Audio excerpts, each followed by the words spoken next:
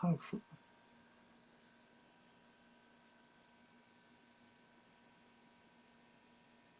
do I see?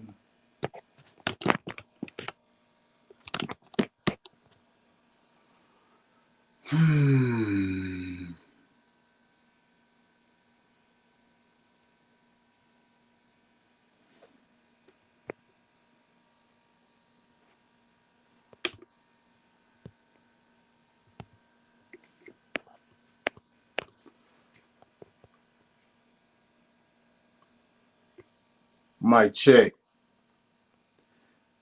So this is my first time going on StreamYard. I'm trying to figure this out.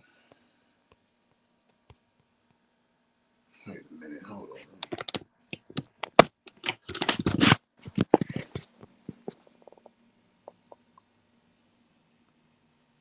Let go.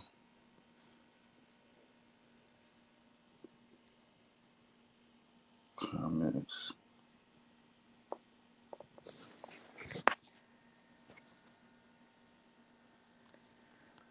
I can't see the comments if I got it like this.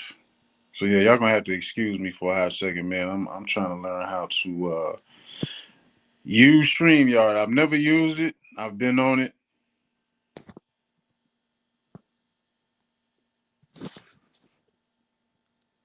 I guess I gotta keep it like this. Show comments. So let me see. Big. Okay. Let me see if I can see it like this.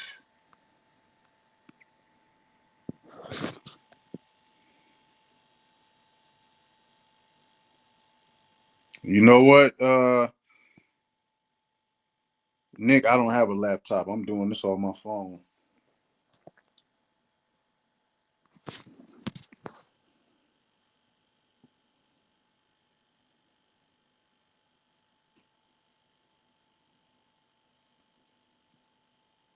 You know, I'm still trying to learn how to be a content creator.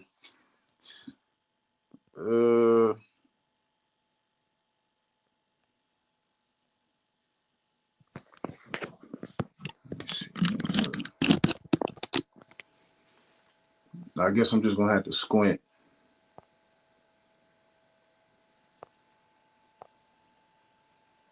Can y'all hear me good though? Peter Trucker, what's happening, man? What's good? Damn, I'm trying to see the first person that commented. God damn it.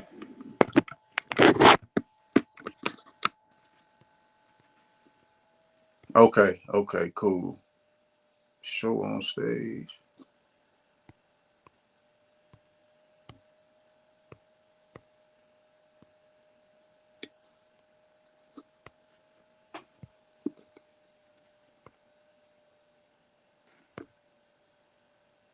Wait a minute.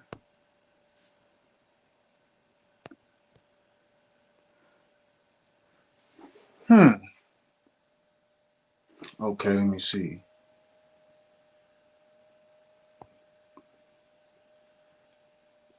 Hold up. Okay, so basically, just doing a conversation, man. One of my partners, man, somebody that how can I say it? Somebody that y'all should know. I mentioned him one time. You know, my partner, Afie King. And this somebody who inspired me to travel. Just the type of content that he was making some years ago. This was like 2019. I came across his channel, man. And there's definitely somebody I need to know about. And we just gonna chop it up, man. We ain't hollering at each other in a minute, man. So basically it, man. We just gonna kick it, you know. I'm finna bring him up because he's here.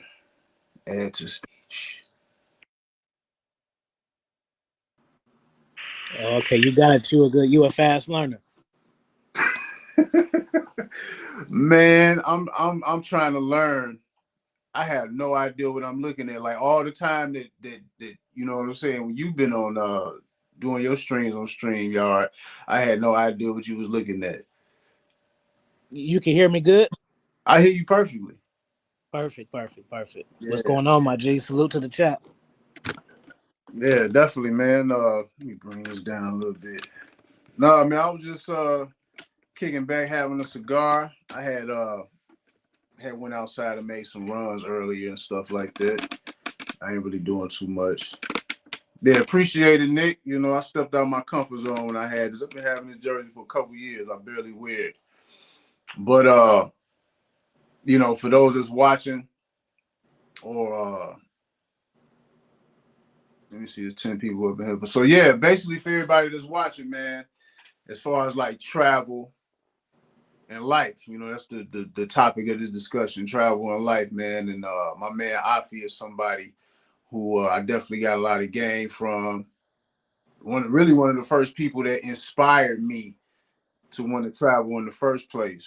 Um, and some years ago, I think it was 2019 when I got introduced to your content, man. And just like the panels that he used to have on his channel, man, they was some real heavy panels, man. And he done definitely been around. Some of y'all probably didn't heard of him, man. Like a lot of big uh, uh, content creators that you probably didn't heard of, man. He didn't dealt with them. They didn't been through the circle. He didn't introduce them. You know, a lot of them. So I just wanted to introduce him, man. How you feeling, Afie? I'm all good, man. I'm behind the Wizards wall right now. So y'all just gonna have to really get this wisdom and I come back and I have to reveal myself. But that's me on the picture though. That is really me. That's my last book that I put, but that's my face right there. I'm doing good, man. We gonna add some good energy around here, man, and sprinkle it all around to the cats.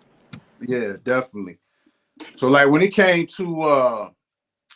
to traveling, to be honest with you, Afie was one of the first people who actually inspired me to want to travel. This was before I heard anything about Passport Bros, anything like that.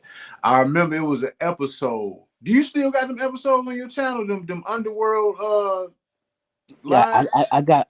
I got a few of them. Most of them is on Patreon. I be telling cats like, bro, like that. Just you, if like so like new subscribers, like getting on my Patreon, it like niggas want to know what you got. You got this, you got that, you got receipts. Like nigga, my shit is worth it just from the old school conversations we would have. Like those conversations is worth $1 million if you the right person who hear it, man. Um, and just to have it on the international level. Everybody was from somewhere else. That's what the cool thing about it was. Um, and it's just see, man, it's kind of like telling people about shit in the '90s or the '80s. It's kind of like you had to be there type shit. Because if you just got on YouTube or 1 or 2 years ago, like this was a whole different wave. This is pre Kevin, pre all of that, man. It's the manosphere used to really be like a locker room, bro, for cats. And in my space, we used to just chop some fire game, man. 4 or 5 hours was nothing. Yeah, Um, that was uh that was one of the special things too back then. Like the conversations that people used to have, like you could just pop in at any point in time in the conversation, man. You wasn't gonna hear no yelling, you wasn't gonna hear niggas arguing. It was just all just straight player shit, man. I learned a lot from them conversations, man. Them was some heavy, real life changing conversations. And I and remember when I first got on to you, I forgot how I heard your name, man. It might have been from Alan Roger Curry, because I know y'all had a little dust up in the air at one point in time. Y'all had a disagreement. But I can't remember how I heard your name, but I remember I got on to you, went to your channel. nah, I did that disagreement. I did it on purpose. Okay. You know, when you get on, you want the cast to talk shit with the big subscribers. Shit, he had like 12. I had like 2. That was a lot back then. To tap 12,000 subscribers back then. That Right, was probably equivalent to like 50 now. If you don't know you know what I'm saying? right, right, right. And just right now, we ain't talked to all this time, and you about to learn something now because now you're on the stream yard. So boom, now you could just ride up. You ain't gotta be on fucking camera. Now you could just spit your little shit. Now you could do interviews. And the only thing now we got to get you to do is tap on that picture so we can get you off the default. I know you got a saucy picture you could just throw up, put out, go back later. We got to get you off the default one. No, that Okay. don't mean click me off. That just mean click on yours Shit. and, and edit the picture. Damn. Okay. As So long as you get it, I mean, you don't want to be on default. I know you got some pictures. Just any little picture, just add it, and then you just have it. you know what I thought? Okay, okay, I'm gonna have to go back and do that. So Let me so yeah. see. Uh, I think it's where like where the mic is, like where the picture is on yours. Well, where the circle is, you click on it, and then you can, and then it just say add avatar, and then it'll just click to your photos, and then you just have it up So click. You said click on the circle on where. on Uh. yours, or another trucker. Click on the profile, like on the thing. So it come up. It say it only give me three options. It say remove from stage, mute, and edit mic settings. You got to click on the. It's different on my side because you're the one hosting it. Well, you'll get to it. Just I think maybe it's some dots right there or something by the avatar where you can, or if you in the chat and you know it, you can tell them. Somebody in the chat will tell you. Let me see. Put you start band. So once you have it up, then you ain't got to keep doing it. It'll just be up the whole time.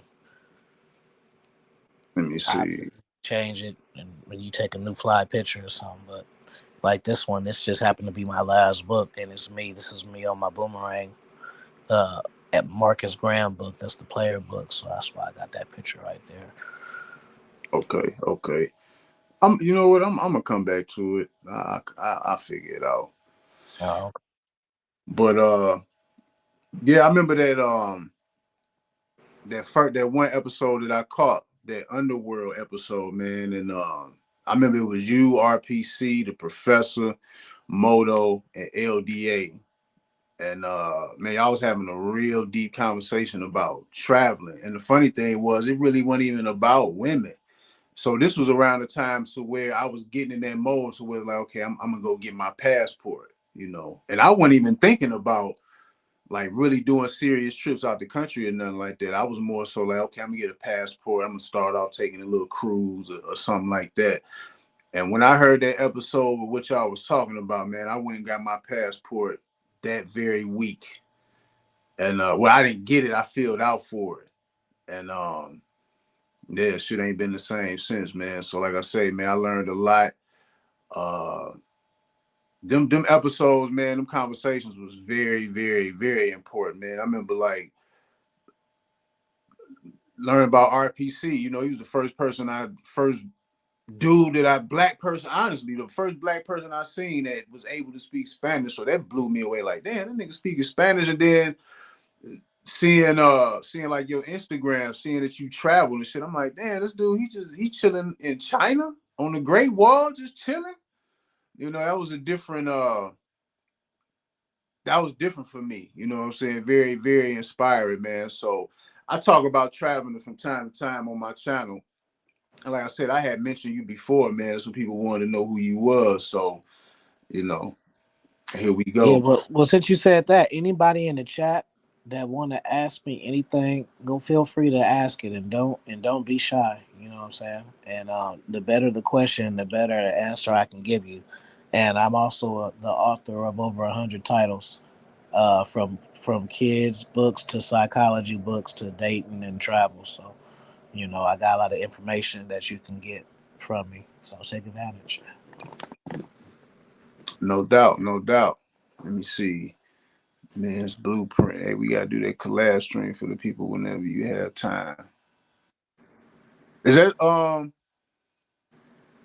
I don't know man's blueprint. Maybe that's somebody you know, or maybe that's somebody that know me that I don't know. okay? Yeah, shout Oh, out to Men's Blueprint. Yeah, no doubt. I'm trying Are to we? see. It sounded like y'all didn't talk before. That's what it sounded like. We probably have, man. We definitely probably have. I'm trying to see because I can only see the comments in the screen and they real small. Like, man, I should have been playing with this more.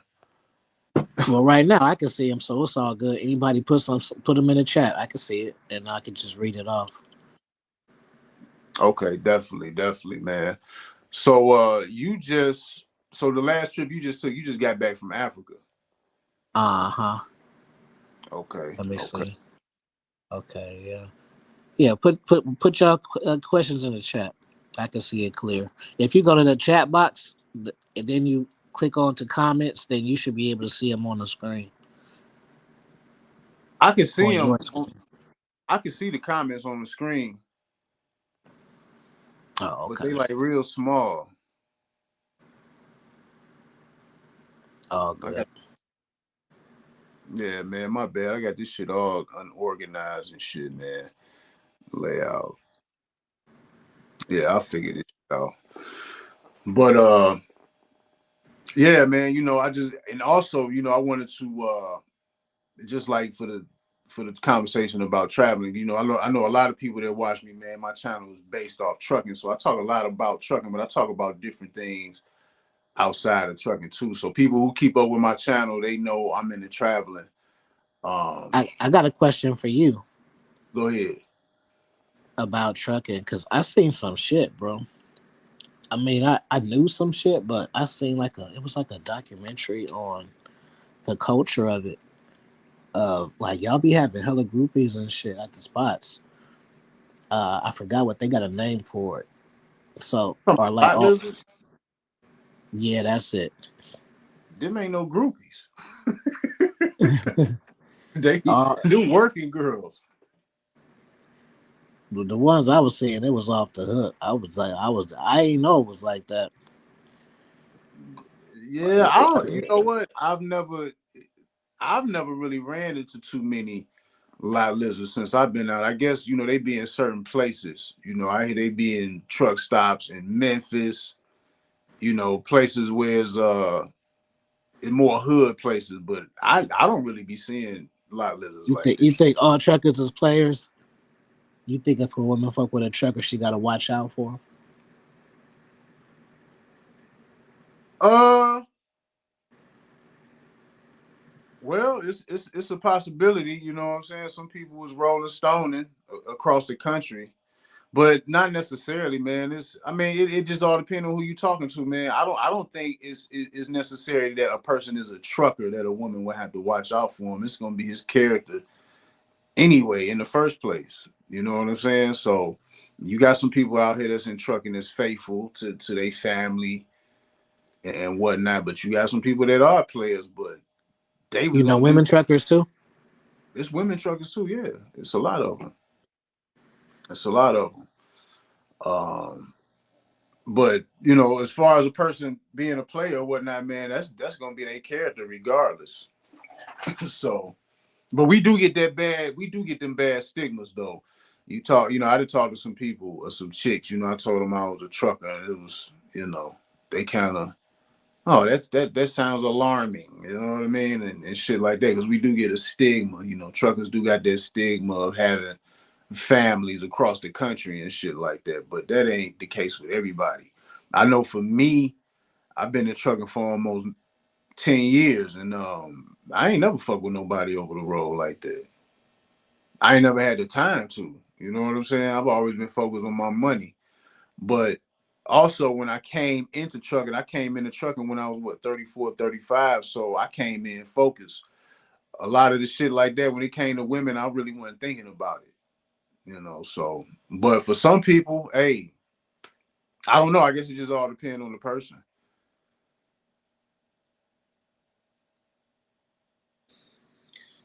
That's interesting. I know that you've been in the field for a long time, so you know the behind the scenes type of stuff that goes on. Some stuff, some stuff. The little bit that I do know, but uh, trucking is a hell of an industry, man. It's the one thing I like about trucking. you can come in the trucking and kind of do what you want. You know what I'm saying? You can work for a company or you can branch out on your own. It's not easy, but it can be done. You know what I'm saying? You can get in the trucking and start your own fleet, start your own company, and get your own trucks, multiple trucks. You know, trucking is kind of like GTA to me. You know, it's an open world, but what you want to do. So that's the beautiful thing about trucking.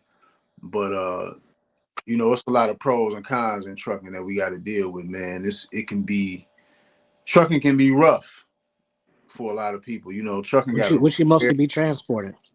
huh? Would you mostly be transported? Now I transport liquid tankers. So the tankers that you might see on the road with, you know, hazmat chemicals and things of that nature, that's what I transport right now. So I did that. I do that. I used to do dry bulk hauling, hauling stuff like flour, sugar, you know, like dry goods and stuff like that. Um, I did hazmat before that in a box truck. And when I first started off, I started off with Swift doing general freight. So I done did a little bit of everything except for like, I mean, there's other things I haven't done. It's other areas, you know, flatbed, car hauling, cattle hauling, you know, all those divisions I don't really know nothing about. So, but I do hazmat tanker. That's what I do right now. You ever Uh, feel like you be in a truck so long that just feel weird driving a regular car? no, I'm used to it. I'm used to it at this point. But the one thing that the one thing about being in the truck so long is a lot of habits from being in that truck I bring home with me. Like I don't even sit on my couch and watch TV, man. You know what I'm saying? When I'm in the truck, I'm used to laying in the bed. Like when I want to be entertained, I'm used to laying in the bed and setting my phone up, and that's how I get my entertainment, whatever I'm watching, whether it's a movie, YouTube, whatever. I do the same thing when I come home. I don't even touch my TV. Barely even sit on my couch. I get right when I want to relax. I get right in the bed and hold my phone and set my phone up, and that's how I watch my entertainment. So I'm so used to being in that space. I spend more time in the truck than I do at home. So that's a it's not the worst habit, but it is a habit that I picked up from being in the truck. But you know, I don't mind it, man. You know, I'm just one of the few people that's built for it. So yeah, definitely. I got you. Yeah, I couldn't do it. I couldn't be on the road more than like 4 hours. That's my max. Yeah, the trucking ain't for you. You'll be about it quick. You'll be up out of here quick, man. A lot of people come in the trucking, a lot of people come and go. And you know, now today, more people know about trucking because of social media. You know what I'm saying? So the way it's presented a lot of times, man, a lot of people think this shit is easy. You know what I'm saying? They hear about the money, but a lot of the big money, the good money, it take a little time for a person to get through that. You know, trucking, the bar of entry is low. Anybody can pretty much get into trucking, but you got to put in time for. It's commonly known that you got to put in time before you start getting to some good money. It's just like any other field. Like even people who go to be doctors and lawyers, you know, they got to go through their trials and what they call in the medical field, they got to do residency and just all this different stuff before they actually become doctors. It's the same thing in trucking. You know, you got to pay your dues, but it got to be for you. You know, if you're a person that don't like being on the road, you know, if it's gonna kill you to be away from your social life, from your family, man, it could be a painful job for some people. And for some, you know, some of us we love it. Some of us it's for us. You know, me personally, I get peace from being out on the road. You know, as long as I've been doing this, I still ain't never felt depressed about doing this shit. So yeah, I feel like it's a good field, you know. But like I say, today you got social media, and you got a lot of people who make trucking content, and in some ways, it can be presented. It can be presented in a way to where people think it's just gonna be easy to come in and just get all this buku money, but people don't be knowing the stuff that you got to go through. So You ever think of not driving no more and just having a company and just giving people the gigs and shit? However, what is it? A contractor? Well, that to do that basically like what you like being that's like having your own fleet. What you say? You say getting people gigs? Like what you mean? Well, yeah, just like giving people routes, gigs. I don't know how y'all say the terminology, but just you in the office and all right, and I got this one for you and that one for you, like whatever manager, owner. I guess it's having your fleet. Well, I mean, it's different as far as hiring people and stuff like that. Yeah, you could be a recruiter. The recruiters are the ones who usually bring people. Um, they the ones who recruit the drivers, the recruiters. But I mean, if you can get your own, if you got your own fleet, then yeah, you will be hiring people. So you can do that too. But that's another. It's just like it goes back to the saying: more money, more problems. And every level that you step up to in trucking, whether you go from a company driver to having your own truck, or to getting a fleet, it's always going to be more money at stake, but it's always going to be more risk, more responsibility. So yeah, trucking is a serious game, man. But I rock with it for sure. Somebody said, how do you put how the hell do you put the link in the comment section? Um, you would just copy it and paste it to the chat. But you know who that is? I wouldn't automatically do that if you don't know who that is. They can ask Uh, the question. I mean, if that's one of your partners, I don't know who it is. You know what I'm saying? But you already know I got my channel deleted behind doing that, so you gotta know who it is. nah, I don't know who that is. Mm. I don't know. You can't yeah, I hear you. You know what? If that's family, yeah, but No, or I don't. put it like this: whoever if you want the link, then Vonnie is sent to you on Instagram. So if y'all not connected on Instagram, that means y'all ain't that tight.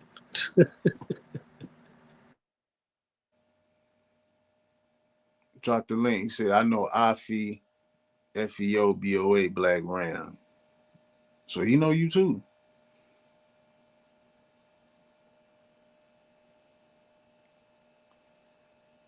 Oh, you got a truck from Long Mountain? How long you had it? That's the same place I got my truck from.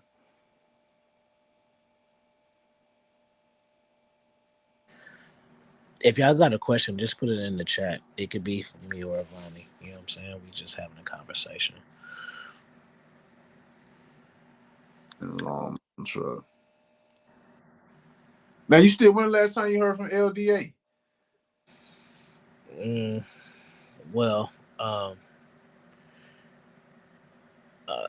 well, as of recent, because we always in a group chat. So from that, Oh, uh, okay, okay, we okay. talk. But it just so happened that somebody hacked his Instagram, and it got deleted. So he got a new one. So just from that, maybe about a week. But before that, like every day from the chat. Okay, okay. That's what's up. That's what's up. He got married and all that. You follow him? Yeah, yeah. I seen he got married. I Yeah, seen you probably gotta go to if you go to his Instagram, it's probably gonna be deleted. You gotta go to he got another one now. He started. I think it's I am Lawrence T Adams. it. Okay, okay, Mhm. It's some new shit. It's like only like a week this happened ago. okay, okay. Yeah. Um, Now like when you go like, because you've been doing this for a long time, like when you go live, do you go live at certain? Do you pick certain times to go live, or like does that matter? Because I know a lot of this should be mattering when it comes to algorithm and things like that. Um. When I was going live, like then that was my routine. I used to have a routine. The main times I used to go live when during the COVID, um, I was still going to works, but I was working from home. So maybe I think I started work at 9. So it was cool. Every day I would stream at 8, and then that would make me really good at hosting shows because I had to keep it in that I had to keep it in that time bracket, and then Tuesdays and Thursdays I had guests, a guest host, and then on Sundays I would stream. Now that I don't really stream, I just kind of stream just whatever. It just depends on what you're trying to do. If you just trying to like chop it up with your audience, then you stream whatever. Or if you're trying to like really hit the algo when you're streaming, then you do got to be consistent. Or it just depends on what you're trying to do. Okay. And what your audience wants, like do you wanna just chop it up and like do Q&As? You just want to go live and while you trucking and just talk to random people, or do you want to like give them a particular show? Like, okay, today's show is about random shit I seen, boom, and then that's the topic. Or you could just free. So it just all depends on what you're trying to do. Okay. Okay. Now I've done some lives before, but most of them, well, all of them has been the YouTube live. So, like I say, man, I'm still learning all this extra shit besides just Yeah, now being. you could just set this shit down and just write, and you could just be writing, and you'll get hella watch time too. I might just start doing that. Might just start Mhm. doing. Trucker confessions, You say what? Oh, trucker. trucker. Yeah, that'll be the show. Like just like Tales from the Underworld, that was a theme show. You know what I'm saying? Like the only time I do that shit is when I got certain cats who can talk about it, and it was a every now and then thing. It was more of a like pay-per-view type of thing. That's the way it was presented, versus me just in the hotel room just from live from in particular. Yeah, I usually go live when I travel and go from that place and just talk about where I'm at, and that's what the questions usually geared towards. Okay, okay, okay. No doubt, no doubt. He said he ain't a troll. Yeah, I'm just, what I'm saying? Like I say, man, I'm kind of new to this. Yeah, I have seen people's channels get shut down. Um, I mean, ain't no way you could prevent that. Like, you can't vet people like in the back room or nothing like that, or you have to know them. You can, but it's just better to like if anything, send it to that email. So if he wanted to join, then he just put his email down, and then you send it to his email. Or if y'all cool, send it to his text. Because when you put it in your chat, yeah, he may be going to it, but anybody else can click on that shit too. So Ah, okay. Cause I still, I do see people that do be on StreamYard and they be putting maybe they ain't been hit yet. A lot of stuff with trucking or people that I see that do StreamYard, they be having small communities. So I guess people don't be really be thinking about that. But well, I'm like, just looking now because I didn't have my channel deleted 2 times for it. So it's a different perspective versus a nigga just saying you shouldn't do that, bro. Like I've done it, right, yeah, 2 times, twice. So you know. but you know what? You had a different type of crowd, man. You was talking. Your channel was based around player shit, man. And when people hear shit and they find themselves on the ass end of the stick, they. Because I remember you used to have to go off on a lot of people. And let me hold up. Shout out to Corey P. Now I know Corey P. You know what I'm saying? Shout out to him. Uh, but yeah, I have seen people have trouble with that, but it is what it is. I'll figure this shit out. But as far as like questions for you, you know what I'm saying? As far as travel, so like I was saying, you're one of the first people who really inspired me to go put some fire under my ass and get my passport. And the funny thing was, I was the inspiration that came from you to travel. It ain't had nothing to do with women. You know what I'm saying? I never even heard you talk about women. And for y'all that don't know, man, Afie is a real globe trotter. I mean, how long you been doing this shit since when? Since like you was in your early 20s? Yeah, like mid 20s, international wise. Yeah. Yeah, so you didn't been to a whole lot around the world, just so to speak, all around the world. And Can you hear? once I once I got my passport, you know what I'm saying, that's when I started hearing about the passport bros and things like that. And watching that content, picking up stuff. But it was kind of a different influence, man, because a lot of stuff was based strictly on women in these different places. You know what I'm saying? Overseas women is better. This and that. This and that. So just like we was talking yesterday, now you say you think that it is different as far as women overseas. Now what because I got an opinion on that, but what do you when you say you think it's different, what do you think? What do you feel about that as far as like women being the focal point of traveling? Hold on, my dogs is barking. Um, you gotta still have a normal tool skill set. I feel like so you can't just be uh chubby 263-pound white computer nerd with glasses and wearing dockers and braided belts thinking you're just gonna go over there and come up with a 10. You know what I mean? So people be a little unrealistic.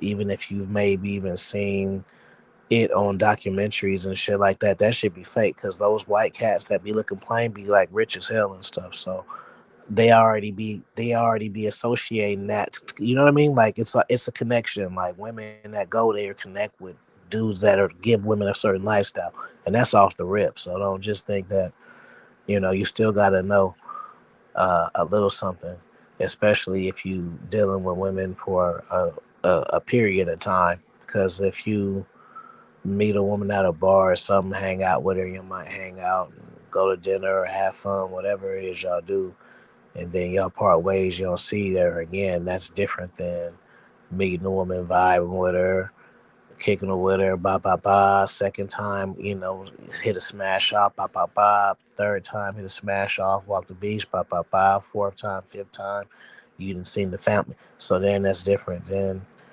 Then you dealing with somebody who you have a good interaction with, and they live hella far. So then you got to have a certain skill set for that, and you also got to have a certain abundance for that. And niggas get caught up in like weekend excursions thinking that that's what it is. When you actually deal with women longer than a week or two, it's a much different experience. And if you're a sucker, you're just gonna be a sucker all the way. You know, and that's very true. That's very true. And I think one of the problems, man, so it's so many, it's so many angles I look at this from. But like when I first started looking at because one of the interviews you did an interview. I don't know if you remember Yes Jonas, but he was the one who was he was one of the people early on that was doing content on Brazil. Yeah, Because he first, inspired me to go to Brazil, yeah, for sure. yeah, because I was gonna go to Colombia at first. I remember I was talking to you about that, but then when I seen what you did that with him, he inspired me to want to go to Brazil too. And it was him and Charles Tyler. Rest in peace to Charles Tyler. But I remember Charles Tyler. My first Brazil shit look. My first, I ain't gonna hold you. Jake Steed, the porno cat. That was the first time I seen the Brazil chick. So I had already seen them on the full level because porno shit, right? So I ain't, we skipped past the pictures and Google Images. We went straight for the thing. So then from that, and then I had seen because that was the Freak Hoes and Flows days when they used to have they used to do the music videos first and then the shit after, which was new at the time. Like now that's regular shit, but back then in like the year 2000, that was like groundbreaking shit. I'm telling y'all. See, I'm showing my age, but um, then Tariq Nasheed used to go there and he used to like show. He wasn't on there doing nothing, but you see that, so he would just show how Brazil was because think about it, bro. This is before YouTube, so you couldn't just go to a site and be like Brazil POV, Brazil night scene. Like there was no such thing as that. right, You know what I'm saying? So you would have to go to his website and click on it to see his personal video footage. There was no Instagram. There was no such thing. It's not even like it's better now. Like there was no such thing. There was the thought. It wasn't even a. It wasn't that we were. It wasn't even a thing. Like there was no expectation. It's just not what it was. So it was just a different world, bro. Yeah, you know what? It's crazy. That's kind of when I first, that's when I first started seeing Brazilian chicks and the pornos too. I don't know if you heard of these pornos, but they was called Spanish Fly P, and they used to have a lot of them in there too. So and they look different. You know what I'm saying? It was black women with long hair. You know what I'm saying? They were just a total different breed. So I know that sparked a lot of people's curiosity about Brazil. So when you talk about and those women, yeah, you know, they are there. See, it's funny. The young cats, like shit's so normal to them. Like you really don't know the feeling of that shit being a new thing. Like I don't know, just being a little older, just like you know, being a 40 gang and shit. It's like we young OGs, but at the same time, we still young enough to remember when things were normal. I think we had a perfect age. Yeah, yeah, All right, definitely. nigga. I'm Oregon Trail age, black with the green screen, with no color. Now Right. we got kids know how to use tablets and shit. Nigga, remember going to the computer lab was such a big deal. Man. Ooh, it's computer lab day Thursdays. Ooh, Yeah, the computer lab. I remember we used to play StarCraft in the computer lab, and this was way before people was playing each other or battling each other online like how we do today or how people do today, Call of Duty and shit like that. You used to go to the computer lab and it used to be computers hooked up to each other. So when it came to people battling each other on the video games, everybody was in the same room. You know what I mean? So it was a total different thing back then. But like you say, you know, we old enough and we still young enough to stay tapped in and know what's going on. But like, like we both remember life before. Like you know, you young niggas don't you know y'all can't even comprehend this shit. I remember life before online dating, bro. Ain't that crazy? It was a whole different thing. Life before online. That's crazy, bro. yeah, totally different, man. Totally different. You actually had to approach women. You actually had to talk to her. You actually had to face getting rejected. Like today, I don't. You know what? It's a lot of things out there that's confusing that I think is confusing a lot of young cats, man. Like shit, like looks maxing and all this other shit. Like when I mean, when in our age, and I'm pretty sure it was the same for you too. I feel like when anywhere of your coming up of being a young man amongst other players and doing your thing, your time, and you know niggas roast and we cut each other up or we compliment each other. Where have you ever heard people judging each other for our jawline? I ain't never heard no shit like that to the internet. I don't want to get too much into my views, but I will tiptoe around it by Oh, saying this.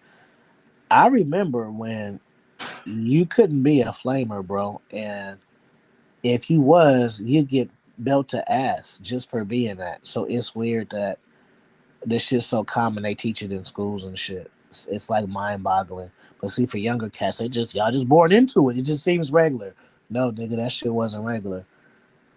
You hell could, no. you had to. That was your. If you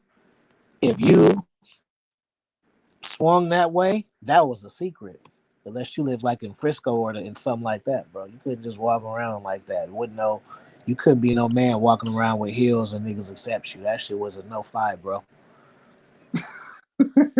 Right, right. Hold on, let me see. Shout out to Kufu Gold 8960. How can I donate? You know what? Hey, I appreciate it. I don't really know how to do it or set it up. I don't want to mess nothing up. We'll get around to it next time, man. But I appreciate it Just though. put your cash app in the comments when the stream is on. You know what? I get it. Oh, okay. Now I can finally move this shit. Okay, I get to it. This might be a good message, a good question for you, Afie. So shout out to Chevy's 6696. He said, "Can you speak on a rite of passage in the manhood and the importance of it?" Shit. be happy you get there, because some cats don't. So that's the first part. Everybody doesn't have that moment. Everybody doesn't have that light to where they become this and aspire to be that. Some niggas stay kids, bro. So respect the fact if you have a price of passage, if you have one, you're on the right track. The importance of it is just this is becoming from boy to man, and the time frame of it. I don't know. I don't know you. You know, you could be an early bloomer. You could have had that. You know, you could be a cat who maybe father had passed just like me, but I'm not even using myself as an example, and had to take care of home early at 10, you know, and had to do shit for, you know, slang some whatever. So you're having a different life of passage, you get what I mean, because your environment calls for it. You could be a late bloomer and have a silver spoon in your mouth, and everything is happening to you, and until your parents pass at 27 years old, um you actually learn what life is. You know what I'm saying? True, true. So Like the way I see it, like the rites of passage in the manhood, man. I think a lot of that stuff it starts from being a boy. You know what I'm saying? The things that you have to go through, some of the things you might have to figure out if you didn't grow up with your pops, um, or just you know what I'm saying, just being outside, having to go to school. Like today, man. Back then, when we was young, people fought. You know what I mean? People did the people pulling out guns and stuff like that. That really wasn't prevalent. I mean, people was stuff was happening, but it wasn't like that. You know what I'm saying? Even once we got into our early 20s, man, people still when men had a problem, people still fought it out. Or the most, you know what I'm saying? People had weapons and things of that nature, but people still lived to see another day. Today, you touch somebody, uh you gotta be prepared to stay alive or unalive, so to speak. But back when we was growing up, it was just a little bit different, man. We was outside, we played as kids, we got hurt. You know what I'm saying? Riding bikes, doing all type of dangerous stuff. Going through I used to take pride in my fort making skills, nigga. fort what fort I used to have an expert level forts. from made out of what? Everything, bro. Wood, House cook. cardboard, fucking anything I could find. Yeah, Yeah. builder. That's yeah. I used to do the same shit, same shit. But I just remember, you know what I mean? Like, okay, I put it like this: what I've been seeing probably for like the past 10 years. You know what I'm saying? It's a lot. It seems like it's a lot more younger people that's depressed, a lot more younger people. I'm not gonna say all younger people, but it just seems that it just seems like that. Like they say the suicide rates is high. Or, you know what I'm saying, people get talked about, that affect people psychologically. When we was young, if your ass got roasted, you just got roasted, and you either had to laugh at yourself or you had to roast back. You know what I'm saying? Or you had to fight back. The only reason I start fucking is to get stop you from getting roasted, bro. Look at that. I didn't even really care about the vagina part. I just didn't like being virgin cooked. Yeah. Yeah. Damn, that's funny as hell, man. I remember the same thing. I think I lost my virginity probably junior year in high school, and it was kind of somewhere along the same lines, man. Because people, yeah, it's the same thing. People know you're a virgin, they start making fun of you and shit. And I So didn't want to lie either, bro, because I didn't want to fucking make up some long, because niggas gonna want to know details, and I can't give you details off some shit that I ain't never done before. So I just had to eat it until I got me some. yeah, that's funny, man. So yeah, this a lot of the stuff that we had to go through as young as man. And see, the good thing about today, what a lot of young people got, man, they got older cats. They got a lot of people on the internet, giving game, chopping up game. If you got any questions, damn, what I went on a date with this chick and I said this. All you got to do is get on YouTube and type in the situation. It's somebody gonna come up talking about it. What should I wear? What should I do? What should I take her? Like you got people talking about all type of shit on the internet. When we was young, we just had to figure this shit out on our own. You know what I mean? We didn't have, I always say we had the music. Maybe you watch movies. You know what I'm saying? But we didn't have people that we could just I had dive. a moment just like that today, and shout out to the nigga who it is, to the cat. So I'm not throwing shots at you. It's just funny to me because this is what I thought today. So he hit me up and was just like, "Yeah, bro, I'm reading your book, uh, Art of Charisma, and you said this, and this. What did you mean?" And I gave him his answer, but it just tickled me like, I remember being a kid, I could never fucking hit the author of the book that I'm reading in real time and get an actual response audio. Yeah, Like, you yeah, know how spoiled that is, bro. man. That's funny that you say that, man. Not even an email, and then not get we would be excited to send an email, get an email back. Yeah, hit up Robert Greene. Yeah, bro, I was confused about chapter 3, and then he opened the message. So, Afie, what I meant by this is this, this, and this. And what nigga? What? That don't even seem like real life. Right, right. But that's regular shit to you cats. Yeah, today everything is out there. Like if you don't put out all your information, like even like when I talk about some things, like when it comes to trucking, man. I remember one time, uh, because I share personal stuff, repairs and maintenance and money that I had to spend just to let give people the idea. This is the type of shit that happens. So one of the last big repairs that I had to do on my truck, I told people like this is what I had to get fixed, whoopty woo, this, that, and the third. I mean, you still have some people that's unsatisfied. Some people they want to see your paperwork. Like I'm thinking to myself, like, what? Why would there have to be something I would have to lie about? You know what I'm saying? And some people feel like you gatekeeping information. Like I had seen somebody, they thought I was gatekeeping information on the shit I had to get my truck. Why I had to get my truck fixed. I didn't understand that. So it goes back to what you were saying, like because a lot of these younger cats they born into this information now. Like if you don't put it everything out there, people be so spoiled, man. So that's a fact. That's a fact. Um, so shout out to Kufu Go. He got a question for you, Afi. He want to know which part of Africa is your favorite to visit and why, west, east, etc. Um, so I just started going to Africa. I've been to Cape Verde. Uh, that was cool. It was beautiful. Sal Island. So those were islandy spots. They were both cool, but I didn't get my African fix that I wanted.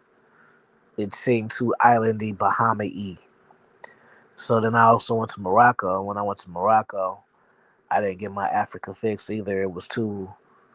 It was just too Muslim, like French Montana. Everybody looked like that, so I didn't get the Africa fix. So I just came from Kenya, and that was the only time I felt like, okay, this is Africa. And matter of fact, just go to my channel, bro. I got a whole series on that shit, bro. I'm on the high rise, kicking fire gang from the top floor. I got a series from that. I got a series of walking down the Ruby. I got some scenery type of shit, and I got you know drops from the pool, drops about the women. Like I got content, and it's like you go to my channel, you don't have to find it. It's the last shit. You know what I mean? So it's like the last 5 or 6 video are all content wrapped around Africa. And if you want to go find the old ones, then just go through my channel when you can do that too. So, I can tell you right now and then, but at the same time, you can just go look and get like 30, 40 minutes worth of substance. So that's what my suggestion would be. Okay. Shout out to Corey P, man. He say dudes gotta learn how to accept rejection. You'll see another chick the next day or later in the week, guaranteed. Yeah, that's a fact. That's a fact. I don't think a lot of dudes today it's hard for people. I don't know, man. When we was growing up, yeah, you had to accept rejection. You know what I'm saying? I definitely didn't face my fair share of rejection. Everybody gets rejected. You know what I'm saying? So that's something that Is it just me, or does it seem like The older you get, the less freaky women be. It seemed like it used to be way more freaks when I was younger. Am I tripping? I don't I don't know. It seems like they more open to me today. Yeah, but it's different because it's kind of on some transactional prostitution shit now, though. Ah, yeah, yeah, You yeah. see what I'm saying? Like back then, like there was women who just like wanted to get down. Now the women that want to get down and they be like, "Oh, what you gonna do for me?" or "What you got?" Like it's different. Like the back then the prostitutes would be like that, but the regular women didn't correspond with you like that. Like how now it is, how you can meet a girl who's a nurse and that's a good job, but she'll still be like, "What you got? What you gonna?" You see what I'm saying? It wasn't like that before. Right, right. Yeah. I mean, gold diggers was always around, but like you say, it was different, man. Even when we was coming up during our era, like today, a lot of people make reference to Pookie and Ray Ray. And a lot of people feel like Pookie and Ray Ray, quote unquote, is the reason why certain groups of men feel left out. But I feel a certain type of way about that because I wasn't no Pookie or Ray Ray. I mean, I went to school with, hung out with. I got, those quote. When I hear Pookie and Ray Ray, what people be referring to, they referring to, in my mind, the street cats, hood cats. But to me, really, a Pookie and a Ray Ray, that's a mentality. Anybody can be a Pookie or a Ray Ray. A white dude can be a Pookie or a Ray Ray. You know what I'm saying? A Hispanic dude can be a Pookie or a Ray Ray. Because there's a lot of dudes from the streets or from the hood or whatnot. Everybody ain't just a fucked up person. So when a lot of people say that, well, the Pookie and Ray Ray taking all the women, and it's just like, if that was true, then I would still be a virgin. Um, a lot of women when we was coming up, man, they just wanted you to be solid and thorough and have something going for yourself. Do you got a job? Do you have transportation? Can you do something? You know what I mean? Shit like that. So yeah, it was just a little bit different when we was coming up, man. But like you say, today everything is transactional. Everything. And I think that's what's creating the rift and the frustration amongst a lot of people today. So even when it comes to giving advice on certain things, man, I have to think about it because these dudes, these younger guys, they growing up in a total different time frame than what we grew up in, and I understand it can be rough. I definitely understand it can be rough, but you know what? Going back to like what we was talking about as far as like traveling, man, and I had brought up Charles Tyler, and I remember Charles Tyler once, and like I said, rest in peace to him. But I remember, like, I used to watch his videos a lot, and he was really like him and Yes Jonas. I give it to them too. They was the ones that was talking about Brazil a lot.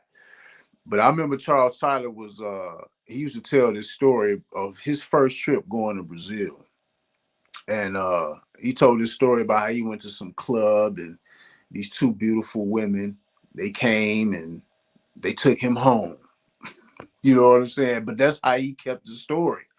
And it's funny that after my years of my experience of traveling and spending a lot of time in Brazil, man, it's like now I know it was a lot of innuendos left out of that story, and I feel like that's one of the biggest problems that's been with the travel community, man. At first, a lot of people was putting stuff out there and not putting the full facts of things. You know what I'm saying? Because after being out there on the ground myself, I started to uncover a lot of stuff that was some bullshit. So what would you? So what? So what would you reference? What would you say about that? But the side note, what part of Brazil do you like? I've only been to three places in Brazil. I've been to Rio, Salvador, and Brasilia. So them all three different. Salvador is a city in Bahia, so Bahia is a state. Cocobana? No Cocobana. Yeah, yeah. Yeah. I've been every time I go to Rio, that's where I stay at in Copacabana. So like, what you mean? Like, what I think? What was you about to say? You said you know the behind the scenes and things that got uncovered. So what are you referencing? Just seeing how things move. understanding certain things, like specifically in Brazil. Um, so like with that story that he told, that two women just came up to him and took him home. Now, that might have been true, but with what I know, you know what I'm saying, and what I've experienced, I can only come up with that was a transactional situation. I believe it was. But see, and that's the problem. A lot of at first, in the travel community, man, a lot of people was putting stuff out there about dating and this and that. But a lot of stuff the whole time was transactional. You know what I'm saying? Once you get boots on ground and you really see what's going on and you start seeing how shit flow, I started uncovering truths for myself. You know what I'm saying? So as far as Brazil, or we'll take Thailand for instance. You know, like I've always heard, even before I went to Thailand, you know, they love us, they love black men, but do they really? You know what I'm saying? A lot of that shit is transactional. So that's kind of like what I mean about just uncovering things that people used to say about certain aspects of traveling, particularly when it came to women. Um, that's So what I. so so a good question is, what would you say to those that say that all the girls out there is pros? And if you don't think that, how do you go about getting women that's not? Well, I can tell you definitely all the women are not pros. Well, I haven't been to every city in the world, you know what I'm saying? But just from my general knowledge, most big cities around the world, every city got red light district activities going on. You can go to Miami and find it. You can go to Vegas and find it. You can go to Houston, even outside the country. You know what I'm saying? All these different places. So all major cities got red light district activities, but outside of that, no, all the women don't operate like that.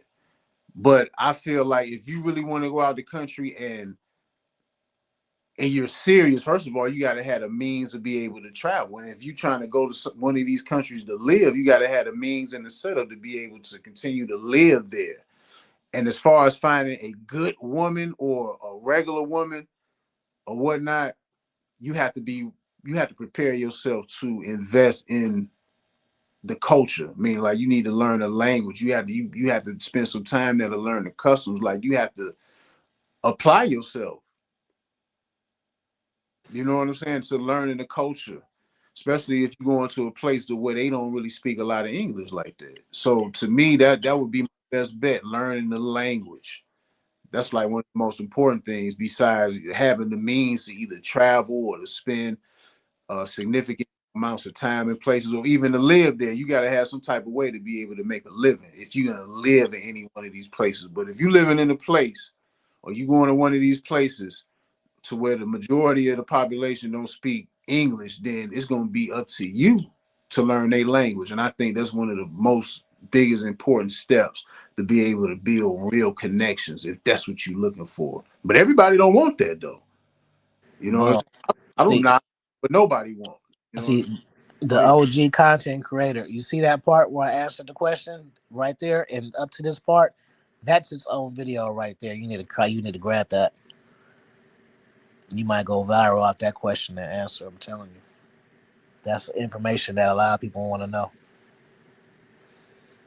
and So maybe they didn't make it to the hour to get to it. so what do you suggest I do? Because I'm looking at the time. So cut that part out.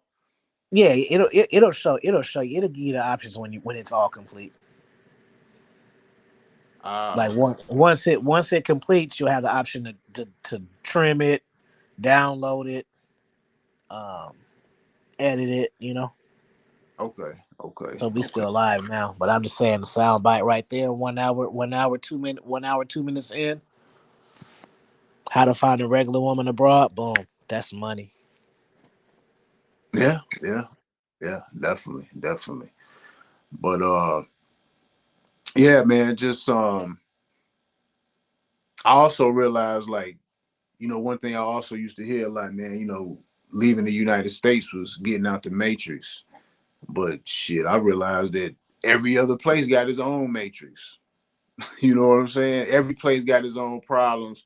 You go there long, whatever place the person is traveling to. If you go there long enough, or if you stay there long enough, a lot of their problems will start to reveal itself. So I don't really think no place is perfect. You know what I'm saying? So, but that's one of the reasons why I wanted to rap with you about it. You know what I'm saying? Somebody that's a thorough cat that travel. I mean, they really travel. You know, you don't.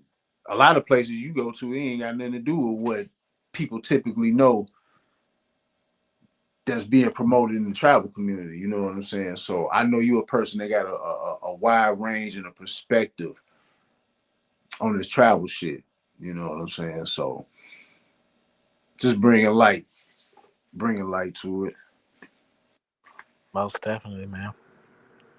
Again, if y'all got some questions in the chat, y'all put them in. Um, yeah, one thing that I would suggest to people is guys be asking about like which place out of all places got the baddest women. And it's like, bro, I don't know what you like. So what my suggestion to you is whatever you like, go to that source. And then that's how you win. So I gotta tell you, the European woman beats a white woman over the head, bro. Just for an example. The European woman beats a white woman in America over the head. Yeah, But wouldn't she be considered westernized too? I'm just saying it's just like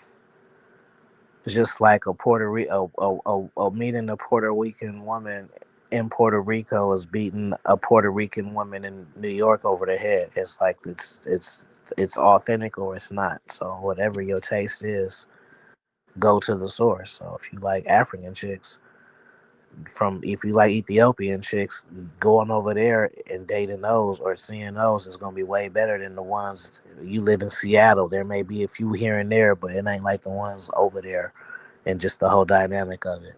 If you like Asian women, you can meet an Asian woman. I live in the Bay. I can meet an Asian woman in San Francisco. She could be Korean. It's not the same as me being a Korean and meeting a Korean woman, fucking with her. So that's what I mean. Okay, so let me ask you this: do you feel, in general, that a lot of women overseas now, besides now, I heard exactly what you just said, but do you feel like these women are truly different? No, they're not different. The main thing about it is they just they're raised from culture to respect their men, for the most part, and serve. Like you here, you got to have game to get women to serve you. Over there, that's just a part of the experience on top of the shit that you already know. Like a woman, just how you're trained. That when you meet a woman, you got to hold open the door for her and take her to a nice dinner. Then you train for that. Your mom taught you, your dad taught you, TV taught you. So it's the same over there as they train that they gonna cook for you and serve you and that they gonna feed you. That's their job as a woman. So it's just stuff like that. They not gonna raise their voice. They're more submissive. Yeah, they're that, but they'll still go bad if you do crazy shit. But it's just certain things that they are naturally versus here you have to make a woman do or she has to have a certain level of interest just to fall in that line with you. Like Now, you even meet a black woman, she'll be like, you'll be like, you can you cook for me? That's for my man. Like, ain't no way a Mexican woman will ever tell you that right? unless she from the hood. That then it don't count. Then it's then it's she's just a Mexican girl who grew up in your hood, so that's different. Okay, now what about if you bring them here to the United States? Because a lot of people say that. And that'd be stupid, bro. Why would you bring a woman here, bro, when you can go over there and live a way better life? But I'm saying, if you bring them here, Never. we I expect. can't even. I can't even register that. I I never. can't. I never would meet no baddie in Thailand and be trying to bring her to the Bay. That don't even see. I couldn't even. I can't even register that thought. The only thought register is where we gonna live at in Thailand. We if she when she gonna move in somewhere from where she live, it's gonna be somewhere else in Thailand. But it ain't gonna be. They ain't gonna bring her here. True, Hell true. no. I want to dip. What the fuck I'm gonna bring her here for? That's true. Now, that's another misconception too, man. A lot of people, man, we be here for all day talking about this shit, but um, a lot of people have the misconception that all these women overseas want a green card. When truth be told, man, just from my personal experience, a lot of the women that I've met, especially particularly in Brazil, like they don't give a damn about coming here. You know what I'm saying? They don't care to come here. A lot of them are smart enough to where it's like, well, if it's gonna be a relationship with an American, and y'all rocking with each other like that, they rather you figure out a way to where you can make it better over there. You know what I'm saying? Why come here? Because a lot of them they know what's going on here. They not dumb. You know what I'm saying? They privy to what's going on in America. So, what do you think about that? Because I know to me that's a myth that all these women want green cards. That's some bullshit. See, the social media has worked in multiple ways. So these women be up on game. So these women not as stupid as you think. Maybe 15 years ago, you might come across a woman in a village, and she'll do whatever you say. Those women be in villages with Instagrams, bro. So Yeah, it's different now. yeah, Just gotta know that. yeah. Totally different. It's definitely making the world smaller and smaller. But just you know what I'm saying. I just always thought that was a myth. But yeah, it's a lot, man. But like I say, man, people who are interested in traveling, I always talk about it, and I always encourage people to travel. And I always say too, man, hey, if women got to be your incentive to get up and travel, and want to see something different, then why not? Why do we go to Miami? Why do we go to Atlanta? Why do we go to Vegas? We ain't going to none of these places if we knew it was just men there. So inadvertently, men want to be where the women is at. And today if you can move around, get your passport and check out different places, man, it's worth it. If it got to start off about women, and so be it. But I think it's traveling will definitely change your life. It has definitely changed my life, changed my perspective, changed my life in so many different ways, man. So I definitely preach that. And that's why I wanted to bring on somebody that inspired me to travel. You know what I'm saying? Put the fire in my ass and get my passport. So What's your next five places you've never been? Hit list. Japan, Africa, Sweden. Uh, I want to go to China. It's a specific place I want to go to. It's a couple places I want to go to in China. I can't even pronounce them. I know one of the places is where they got a district to where they got all the clothing materials, where they people, the fabrics and all that different type of shit. I want to go there. I can't even pronounce the place. Uh, that's three. I want to go to. I definitely want to go to Europe, Italy for sure. Italy. People on my channel they know I'm into colognes too, so they got this what you call it? They got this is it an exhibition? I can't even I don't know the right word, but they had like this big exhibition in Milan for fragrances. So I definitely want to go there. And where else? That's four places. Hold on, I'm looking I got it on my board right here, so I'm looking at it. Dubai. Definitely want to check out Dubai. You been to Dubai? Yeah, I've been, and it's funny because after the missile shit, I had took it off radar, and I had thought to myself, just because you just social media, like, I wonder if it's safe now because it was bad for a minute, but you ain't heard shit about it. But at the same time, I haven't inquired. But at that time, that because that happened where the tourist people are at, so that was a bad look. They lost a lot of, they got a lot of bad press from that. Niggas wasn't trying to fuck with that shit no more. So yeah, I definitely been, but you know about all that. So Yeah, at that time, it's just like they kind of was just like, don't, it's a no go. So I haven't re-looked into it. So if it's safe, I definitely go. It's one of the dopest places I ever been. yeah. Um, and That's it's probably hella cheaper now too, because of what happened. To be honest with you. right, right. I But some people scary. Most people scary like that. So they don't want to. They scared to do it. And then I don't. And then at the same time, I ain't like that, but I still kind of don't blame them either. You know. yeah, yeah, yeah. One of these days, I'm gonna get around to it. I definitely want to check out Dubai too. Like when I go see in all these places, I got reasons. You know what I'm saying? Especially like Africa, that's obvious. You know what I'm saying? Just touching down in the motherland. But Japan, I got a special plan because I want to go shopping in Japan. You know, I know Japan is like they really be on it when it comes to the fashion. You know what I'm saying? Low key, I don't know if a lot of people really be realizing that. I mean, ain't that I think this bait was partly started by Japanese, either started by or partly. I forgot the guy's name, but you know that's a Japanese brand if I'm not mistaken. So yeah, Japan got some shit, man. I want to go out to Japan with no luggage and just shop. It's Did kind you of look at that? Did you look at the joint I sent you? I didn't get a chance to look at it yet. Yeah. What's your closest airport? International airport, Yeah. O'Hare. Was that Chicago? Yep. So let me see. Corey Peace. I don't know what the closest destination is. I know for mine it's San Francisco. Yeah, it's Chicago for me. Let me see. Corey P says sound easy to move overseas. Well, at least me you had to do long distance because I still have to work. I'm a trucker. I mean, I'm in the same position, Corey P. I'm not.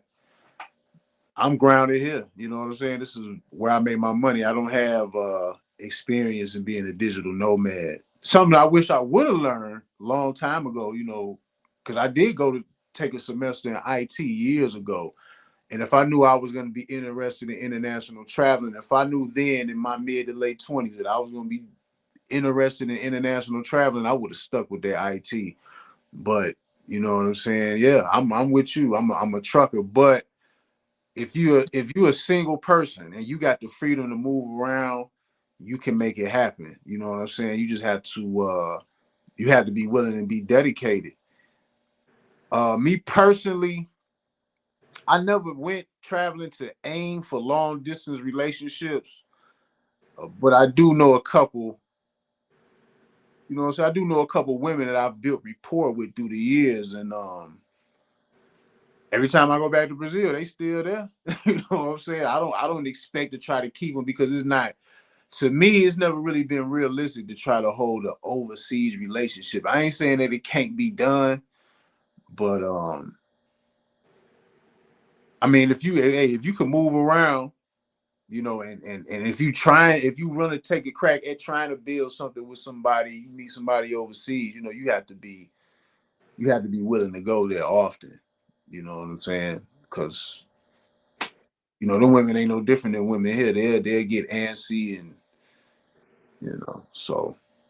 But it can be done though. It can be done, and it can be done because you are a trucker. You know, you put yourself in that position to where you could have more control of your time. But to be honest with you, I was doing more traveling when I was a company driver than when I had my own truck. You know, it's different when you get your own shit. Like I always say, you know, more responsibility. So you kind of gotta time you gotta plan it out because everything is on you. When you a company driver, um, you ain't gotta worry about no truck. You ain't gotta worry about none of that. All you gotta do is drive and stack your bread and you know what I'm saying? When it's time to take your vacations, do that. But when you got your own shit, you gotta be careful. Like I can pick up and go anywhere, anytime, but I know that's not gonna be good for the business. So it could be done though, especially if you're a trucker.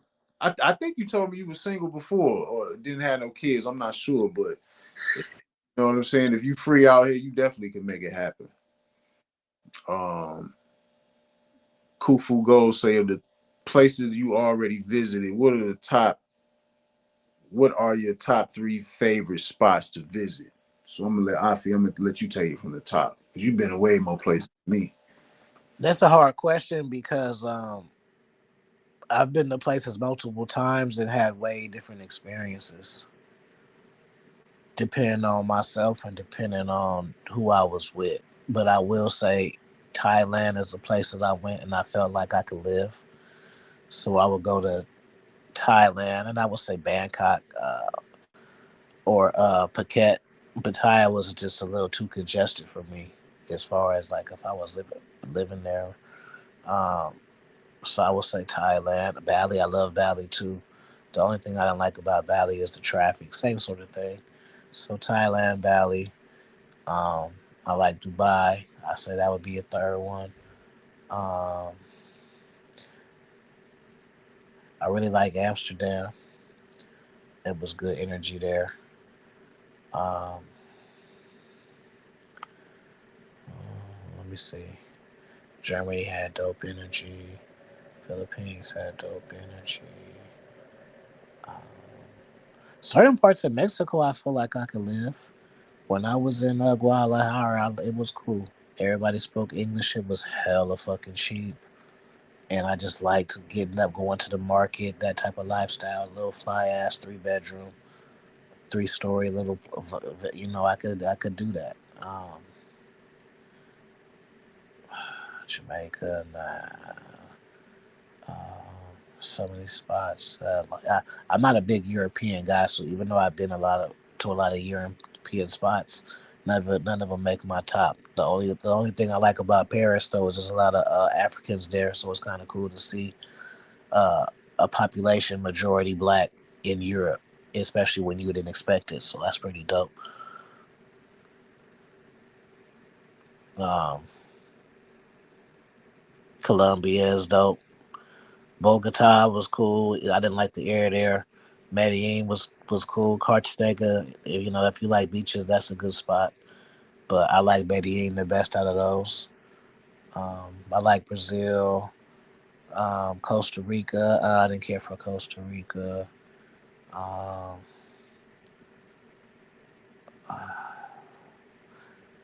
Belize is fire. Belize is fire. Um, there's so many spots, man. Just take those for right now. Well, I know.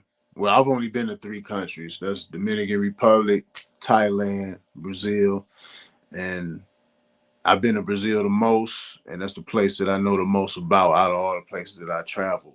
Um, and within the past 5 years, if all the time that I've been in Brazil, I probably could have been and traveled to about 15 other countries. But when I went to Brazil, I just fell in love with the culture, man, and started learning the language. So I did that. That kind of kept me going back. I just kept building and building upon, uh, learning the language. And once you learn the language, once you start to learn the language of a country, you're gonna automatically, what's the word, immerse yourself into the culture. So I spent a lot of time building a network and learning how to move around Brazil, so to speak. So it's kind of hard.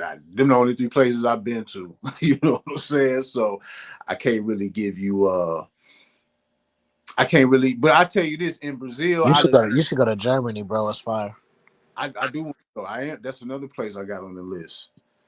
I can tell you one of the out of all the places that I've been to in Brazil, the three states, and I've been to Rio the most. Rio is dope. It's always gonna be the stomping ground, but I think I like Salvador. Out of all the places, Salvador was the best, man. Salvador had a huge population of black folks. I mean, Rio got a lot of black people there too. I remember one of the first trips I went to in Rio. A chick, she had took me to a place way outside the tourist zone. It was some place up north, and they have, out there, samba music is very popular. Just like how we got our soul music or whatever we consider that. Samba. That's what samba is like for them. It's they classic music that they grew up on.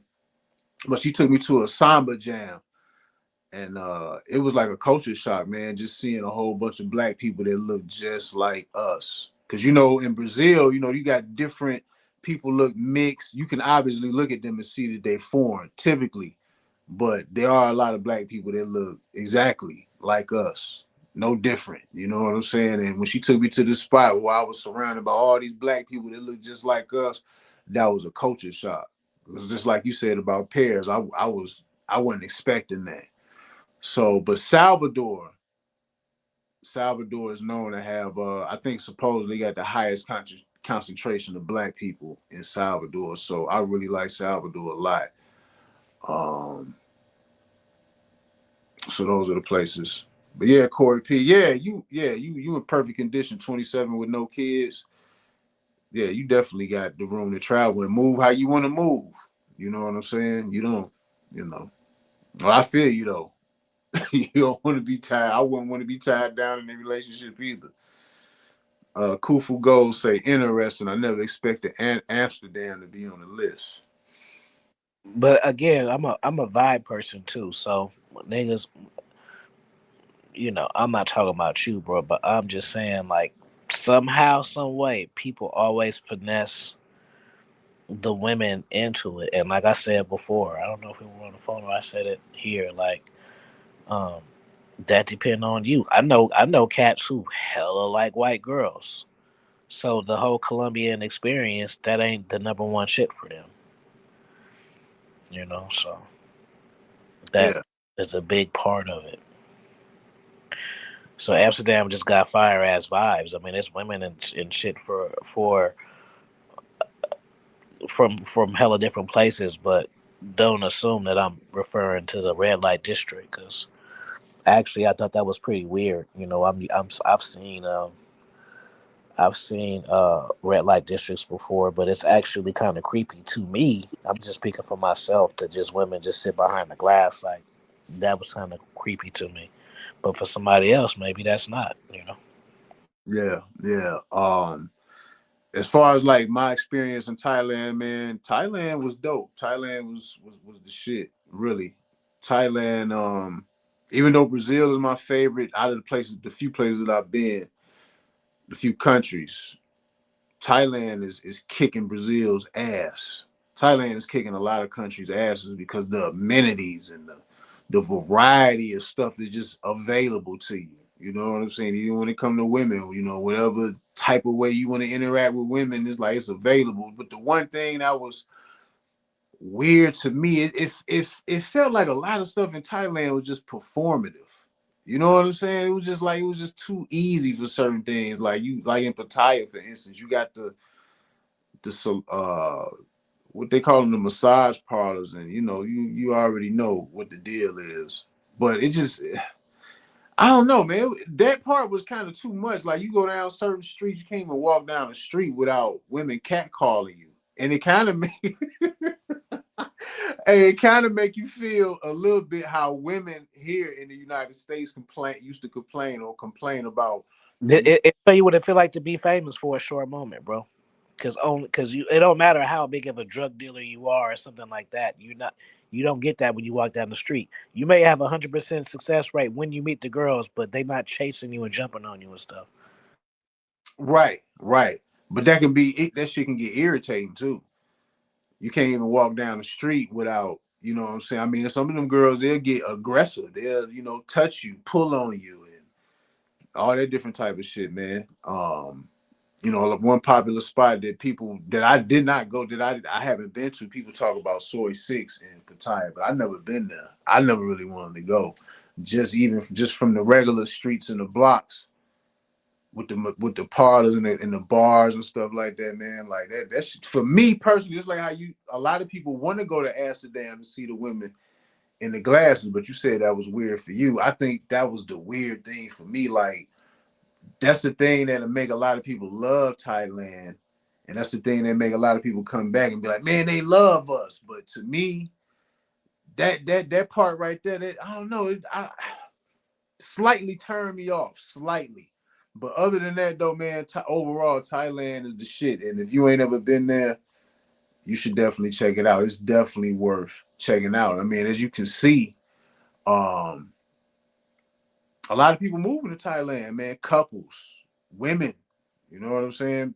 Thailand is, Just is off seeing, just off seeing the real estate alone, how nice it is. It ain't just like it's just big ass houses. It's like nice ass shit, bro. yeah, yeah, definitely. I'll tell you another major thing about Thailand that beats Brazil, Colombia, places like that is the safety.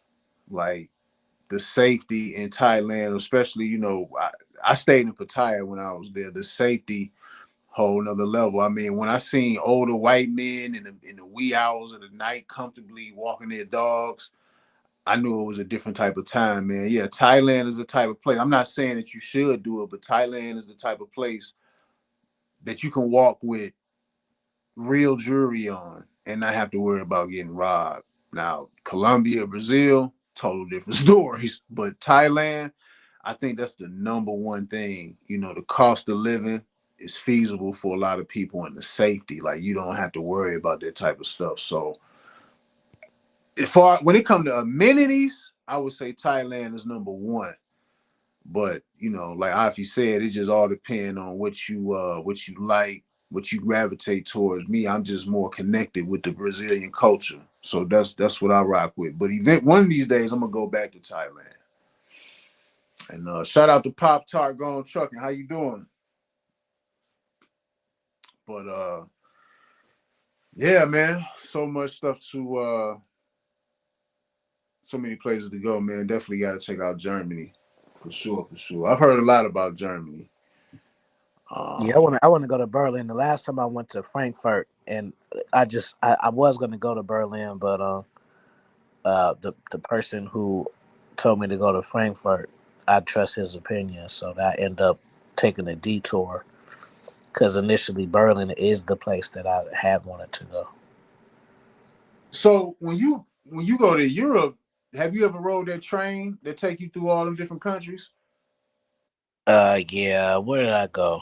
Um, I think I went to Paris, to Rome. I went to a couple places. I went to Europe on multiple trips. I didn't just go on one trip and just hit up every single place.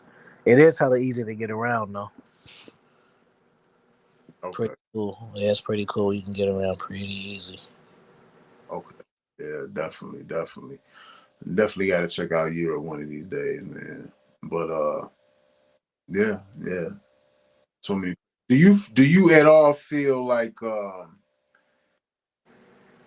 when you travel, do you feel like each place is different at this point in time, or do it don't get redundant? Like if you stay in different places, they got beaches and stuff like that. Like if you go on the beach over here in this country and go to the beach over here in this country, like does it feel different or do it at any time feel redundant?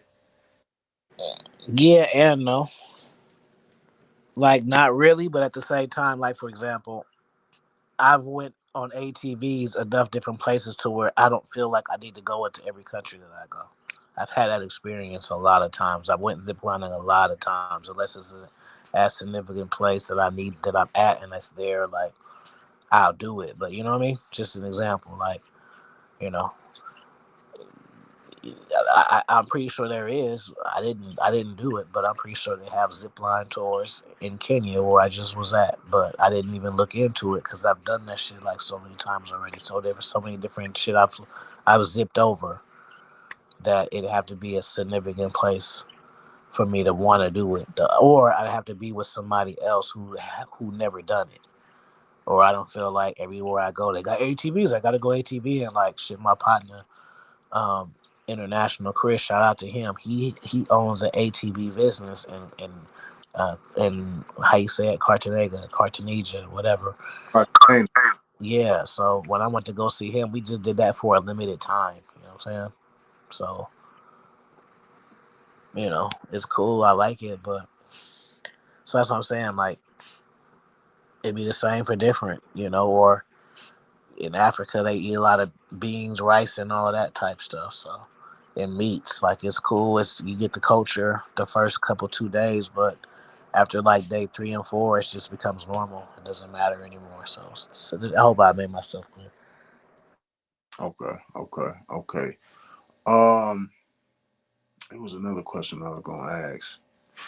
Who do you okay out of all the places that you've been? Who you think got the best food? Top three places. Mm. See, I be forgetting because I'm just even thinking about it. Man, I went to China and there was some fire ass shit that they had a dip song with so many trays of different types of fire ass food. It's stuff I forget about. Cause I just went to Hong Kong, but I also the Great Wall is in where China. no, I'm saying what part of China uh slipping my mind, but I've been to Beijing, Beijing, Tokyo, China, Hong Kong. So I've been to a few. So I be forgetting sometimes. Like I'll just say Thailand, but I've been like five different parts in Thailand and so on and so forth. And so you just comes sometimes forget about it. But I can't say who got the best. Like Bali had a good value. No, no, no, no, no, no, no. Uh, was that Vietnam? No, Vietnam. The food was all right. That's too many bowls. I was in the Philippines. They had the best street food. They had the fire street food. They had the fire ass street food. I could say the best meal that I had was some place in Costa Rica. It was in a dark place too. Like it was like the only like it was a nice restaurant, but it was like everything else was dark, and then it was that. I got the matter of fact, it's the shit pinned on my TikTok. It was we got a pole pizza and the meat platter, which was like steak, ribs, chicken, but it was just the way it was cooked. And we both was like, man, it's the best food I ever had. And for us both to say it, that was good. And that was in the Philippines. That was in Costa Rica. Just like that. I said that's the best meal I ever had, but that's not the best place I ever been to. So, that's why you got to go to different places. Now, yeah, you know what I can say. I'm not gonna say Thailand has the best food, but they got so many different variety of stuff. A lot of stuff I was scared to try. They make a lot of food with egg. I'm not a big fan of egg like that, but they had a dish. So I had went to this one spot. I don't know if you ever been to the Sky Gallery, but it's a restaurant that sit on the ocean.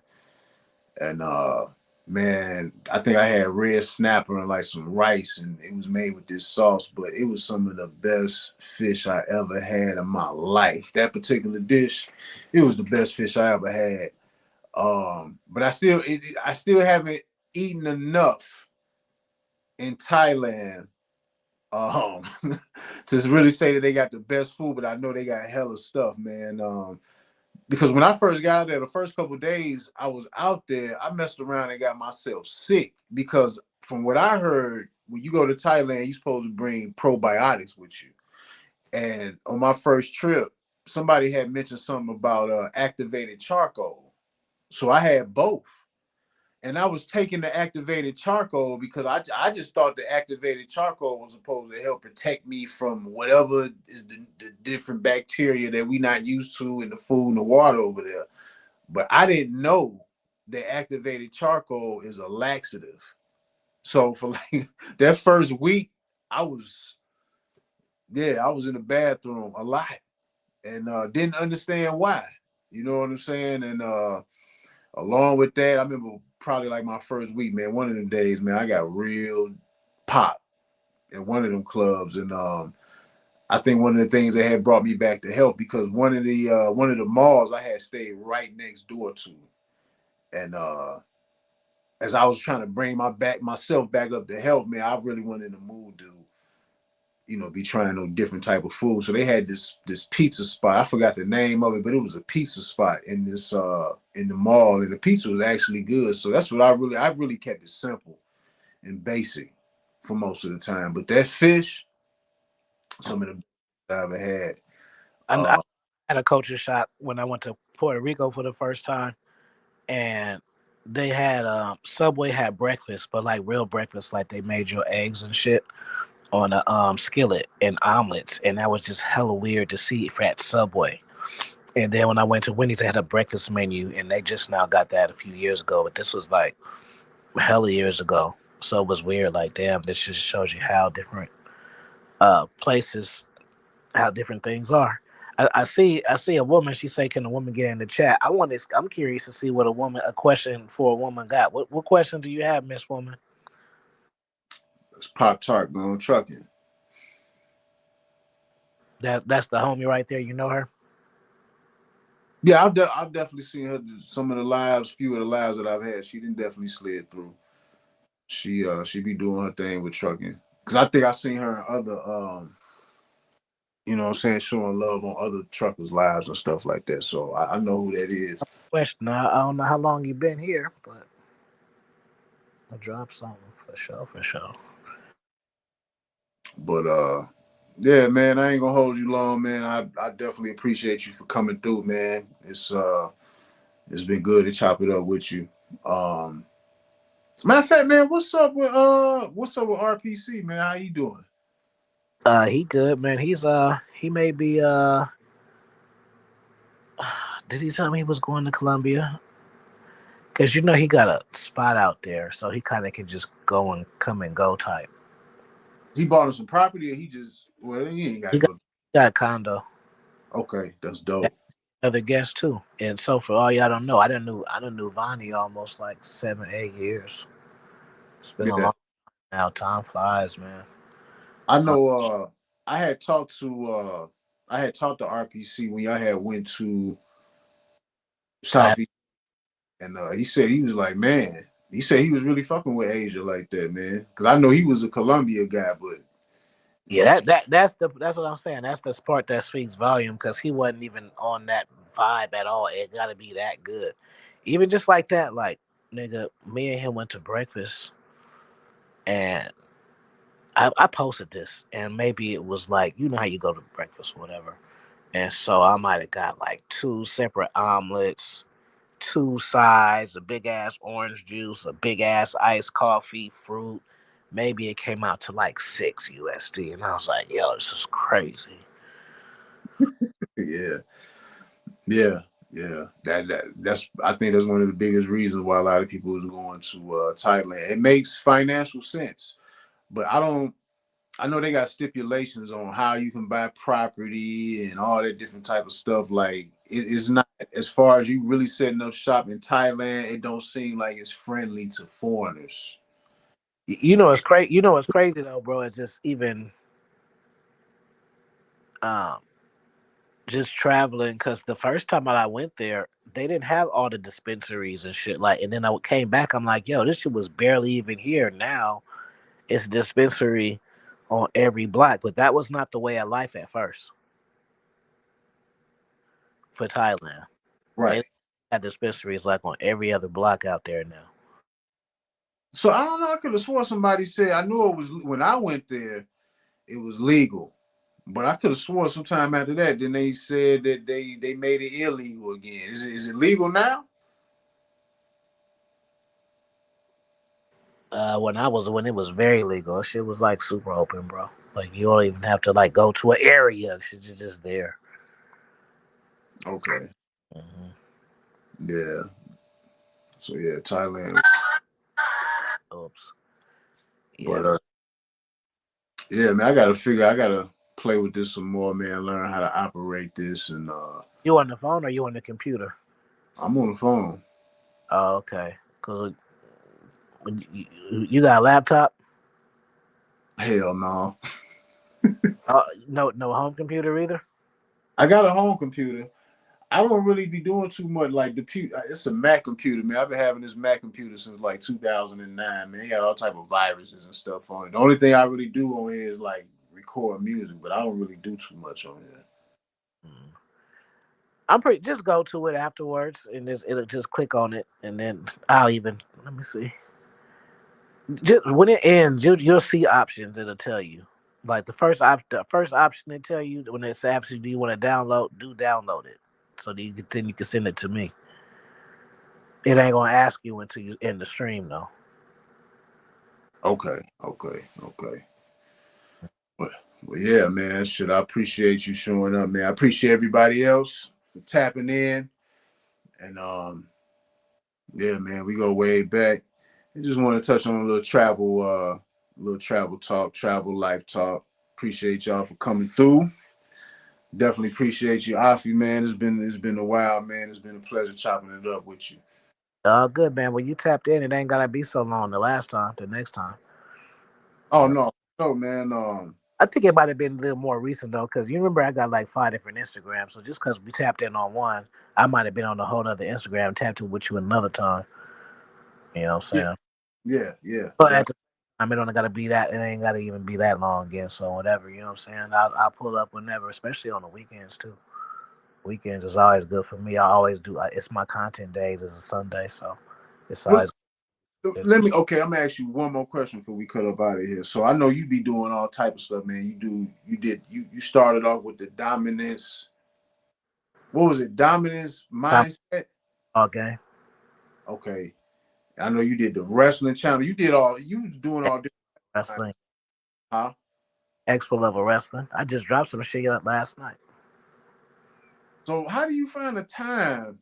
Because you know what, a lot of stuff. It's funny. A lot of stuff that I'm into is all stuff that you can make content on. So I do trucking, of course. I'm in the cologne.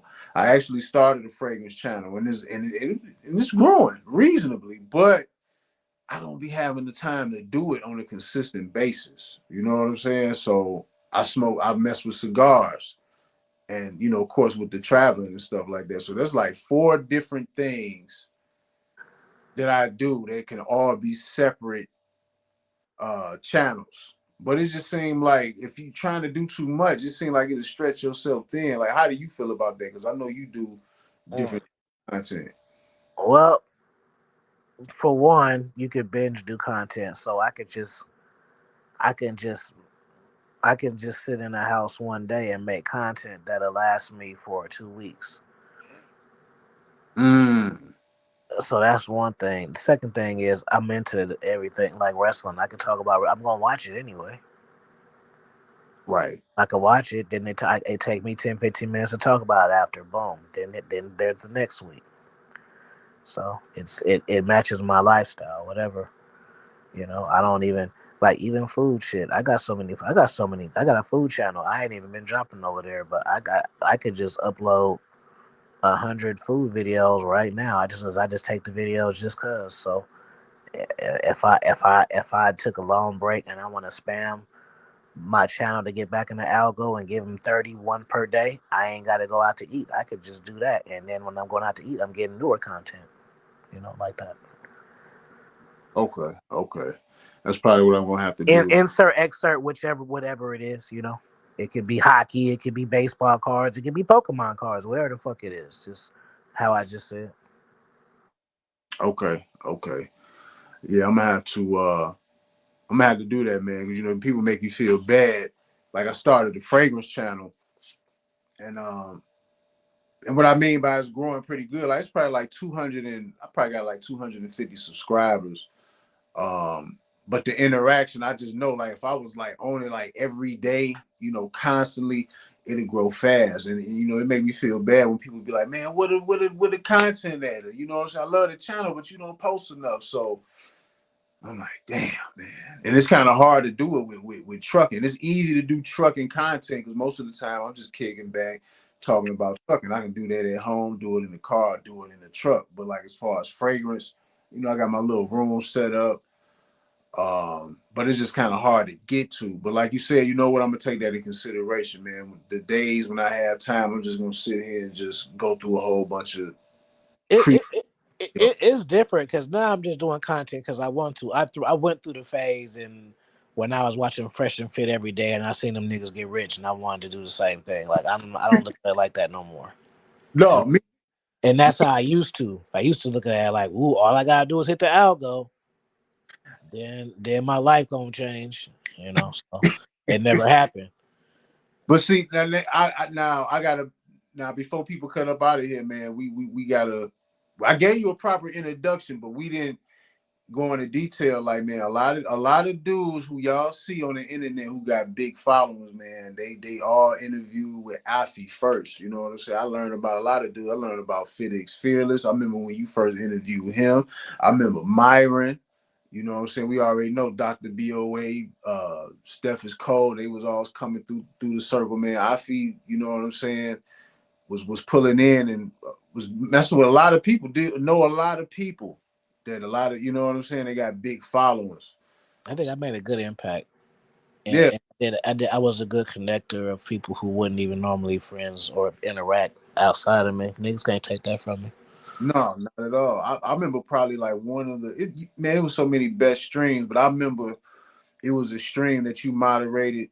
and you really didn't even have to moderate it because niggas went arguing. But I remember it was with Black Ram, to Professor, and maybe two other people. But it was such a beautiful conversation, man. And Professor was always a good chop up. You know who was a good chop up? EO. Me and EO used to have a good flow. I remember some of those. Yeah. All the chop ups on your channel was great, though. YouTube used to be so fun. That's why niggas be trying to read it. Like, bro, I already the fun times is over, bro, and you can't even relive it because the shit is different now. Like, even now, when you go on Instagram, you can just take a picture as a regular person. You want to make it a reel?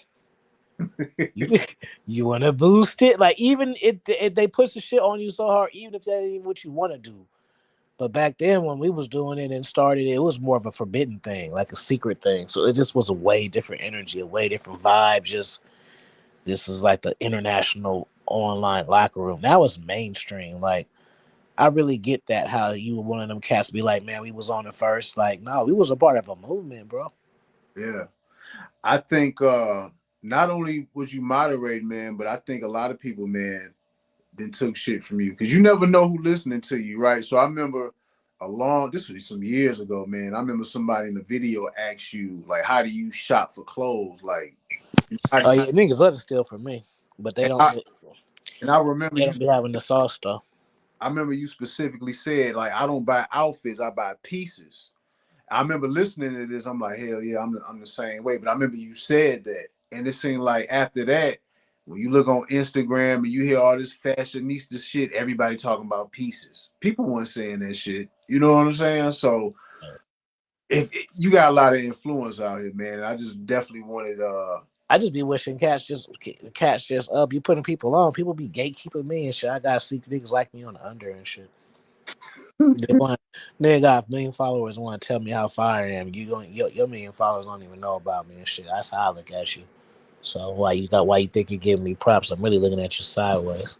Yeah, for sure. Fool. Another one, one guy that a lot of people, a lot of these younger cats know, Game Guy Goldie. Like, man, you didn't really touch down with a lot of people, man. So I wanted people on my channel. We on calls every Sunday, so I be hollering at him tomorrow. Yeah, for sure. I want to hear about this DR trip, so I actually like really look forward to this call tomorrow because I want to know some play by plays. And the DR, this was his first time going to the DR. I seen him go before, but he like really kicking it. Like he been there for a little while. Okay, okay, Uh, I think he might have went on some family shit before, but he been there for a minute. okay. That's dope. That's dope. That's dope. So yeah, man, I just wanted people on my channel, man, to know who you was, get familiar with you, man, slide through his channel. Yeah, subscribe to my channel and go get my books. Search AFI Kingdom, or just hit me on Instagram. This is the new days. You can just hit the author up. Hey, author, which one of my books should you think feel fit you the best? You got that option now. But if you don't follow me, you ain't subscribed. I'm not gonna tell you nothing. So don't hit me up, and you don't even follow me. I ain't gonna give you nothing. Yeah, I got four of your books in my hand right now. Let me see which one is this Well, it's sadly because I would love to like send you some new ones, but I mean no, I can send you some new ones. But I'm just saying is I'm a paperback guy personally. one. I got the Manifest, Dominance Mindset of a King, Analytical Confusion, Conversation with the Mind, and the Revised Edition. And I still haven't got to them yet. I got a lot. I got a top row. Why you don't? I could just send you audios, bro. If you're just sitting up there driving anyway, why you don't just listen to this shit? You know what? Do that. Do that. I got a lot of other books that I haven't read yet, man. I've been kind of slow. I made a video on books and shit like that, and I made the claim. Social media, it took me from reading a lot. Social media take up a lot of extra time you can use towards reading. But yeah, man, Afie got books, author, world traveler, international player. Y'all definitely need to get in tune with him for sure. Yeah, send me them audios, man. I'll send you a few. Okay, no doubt. But yeah, man, I'm gonna go ahead and cut on up out of here, man. But once again, man, I appreciate you for sliding through, man. And anytime you need me, you already know where I'm at.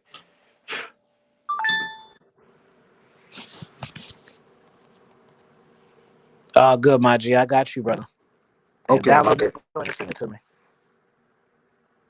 Okay, for sure.